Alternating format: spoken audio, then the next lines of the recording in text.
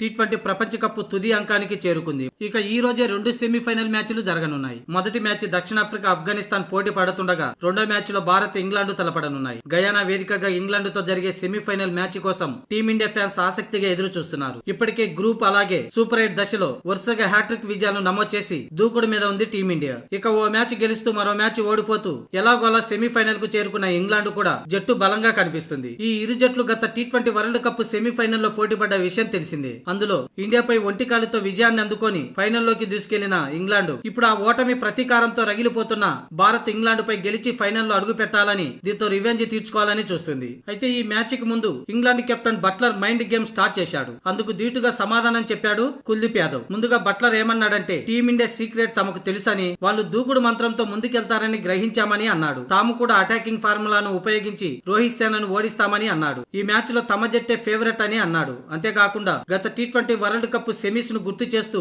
భారత్ ను మరింత రెచ్చగొట్టేలా చేశాడు. ఇక బట్లర్ కు భారత స్పిన్నర్ కుల్దీప్ యాదవ్ గట్టి కౌంటర్ ఇచ్చాడు. ఈసారి తమదే గెలుపని స్పష్టం చేశాడు. వరల్డ్ కప్ చేత పట్టకుండా ఇంటికి వెళ్లేదే లేదని, ఆ పని పక్కా చేస్తామని కుల్దీప్ యాదవ్ అన్నాడు. ఈసారి మేం ప్రపంచ కప్పు కైవసం చేసుకుంటామని ఆశిస్తున్నా. కప్పు కొట్టేందుకు మా సాయశక్తులా ప్రయత్నిస్తాం. ఎట్టి పరిస్థితుల్లోని ఇంటికి కప్పుతోనే తిరిగి వెళ్లాలని ఫిక్స్ అయ్యాం అని కుల్దీప్ యాదవ్ చెప్పుకొచ్చాడు. ఇక కుల్దీప్ యాదవ్ మాటలు విన్న నెటిజన్స్ ఇంగ్లాండ్ కు గట్టి హెచ్చరికలు పంపాడని, ఆ మాటల్ని నిజం చేయాలని అంటున్నారు. అలాగే కుల్దీప్ జోరు చూస్తుంటే నాకౌట్ ఫైట్ లో బట్లర్ సేనకు మూడినట్లేనని కామెంట్స్ చేస్తున్నారు. కాగా ఈ T20 world cup first half లో టీంలో చోటు దక్కించుకోలేకపోయినా కుల్దీప్ యాదవ్ సెకండ్ హాఫ్ లో జట్టు విజయాల్లో కీలకంగా మారాడు. ఇప్పటి వరకు ఆడిన 3 మ్యాచ్ల్లో 7 వికెట్లు పడగొట్టాడు. అతడి ఎకనామీ 6.25గా ఉండడం టీమిండియాకు కలిసి వచ్చే అంశం.